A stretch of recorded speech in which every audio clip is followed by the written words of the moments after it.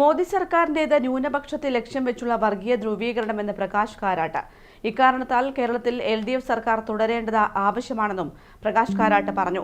തലശ്ശേരി മണ്ഡലം LDF സ്ഥാനാർത്ഥി കാരായി രാജന്റെ തെരഞ്ഞെടുപ്പ് പ്രചരണ പൊതുയോഗത്തിൽ സംസാരിക്കുകയായിരുന്നു Karat. In the national political situation today, where we have the BJP RSS government in Delhi, the Modi government, the importance of having an LDF government in Kerala is something which is very necessary for the left and democratic movement in the country. Today, all over the country, we see communal polarization.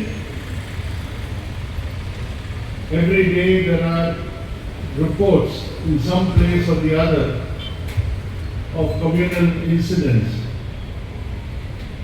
and targeting of minorities. വർഗീയ കലാപങ്ങളില്ലാത്ത നാടാക്കി കേരളത്തെ നിലനിർത്താൻ LDF തുടർന്നും അധികാരത്തിലെത്തണം. ന്യൂനപക്ഷ സംരക്ഷണത്തിന് LDF തന്നെ വേണം. കേരളത്തിന്റെ രാഷ്ട്രീയ ചരിത്രം മനസ്സിലാക്കാതെയാണ് രാഹുൽ ഗാന്ധി CPM BJP ഡിയിൽ ആരോപണം ഉന്നയിക്കുന്നത്. BJPയിലേക്ക് ആളെ സപ്ലൈ ചെയ്യുന്ന പാർട്ടിയാണ് കോൺഗ്രസ്. തെരഞ്ഞെടുപ്പ് കമ്മീഷനും കേന്ദ്ര സർക്കാരും ചേർന്ന് നടപ്പാക്കിയ തീവ്ര വോട്ടർ പട്ടിക പരിഷ്കരണം പിണറായി വിജയനും LDFും നടപ്പാക്കിയതാണെന്ന് ന്യൂനപക്ഷങ്ങളെ തെറ്റിദ്ധരിപ്പിക്കാൻ ശ്രമിച്ചവരാണ് UDFും BJPയും. കോൺഗ്രസിന്റെ തെരഞ്ഞെടുപ്പ് ഗ്യാരണ്ടികളൊന്നും വിശ്വസിക്കാനാവില്ലെന്നും പ്രകാശ് കാരാട്ട് പറഞ്ഞു.